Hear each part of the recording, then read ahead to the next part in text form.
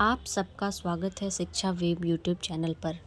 Section 3 भारतीय साक्ष्य अधिनियम हमें विवादक तथ्यों और सुसंगत तथ्यों के साक्ष्य के विषय में बताता है। सेक्शन 3 क्या कहती है?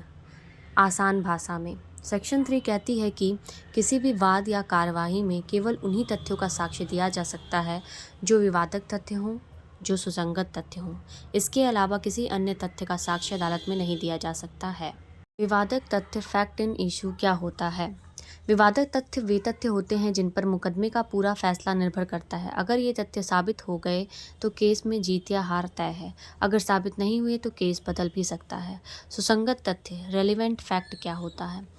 सुसंगत तथ्य वे तथ्य होते हैं जो विवादक तथ्य से जुड़े होते हैं और उन्हें साबित करने या गलत साबित करने में मदद करते हैं। सेक्शन 3 को एक लाइन में इस प्रकार समझ सकते हैं। कोर्ट में वही एविडेंस चलेगा जो केस से जुड़ा हो। इलस्ट्रेशन को देखते हैं। मान लो क पर आरोप है कि उसने ख को लाठी से मारकर उसकी हत्या की। इस केस में ये तथ्य विवादक तथ्य होंगे। क्या क ने ख को लाठी से मारा? क्या उस मार से ख की मृत्यु हुई? क्या क का इरादा ख को मारने का था? इन्हीं बातों का साक्ष्य दिया जाएगा। ये बातें नहीं देखी जाएंगी क अमीर है या गरीब, क का स्वभाव कैसा है, वह क्या सोचता है। इलस्ट्रेशन ख, अगर कोई प्लेंटिफ किसी दस्तावेज पर निर्भर है लेकिन वह उसे सही समय पर कोर्ट में पेश नहीं करता तो सेक्शन 3 अधिकार नहीं देती कि वह कभी भी उसे पेश कर दे।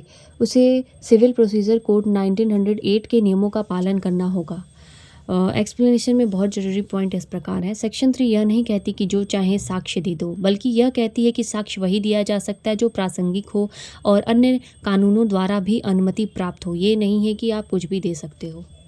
सेक्शन 3 का उद्देश्य अदालत का समय बचाना, बेकार और भटकाने वाले तथ्यों को रोकना, न्याय प्रक्रिया को साफ और सरल बनाना है। इस प्रकार के और भी इंफॉर्मेटिव वीडियोस के लिए मुझे सब्सक्राइब करें, लाइक करें, शेयर करें, कमेंट्स करें। Thank you.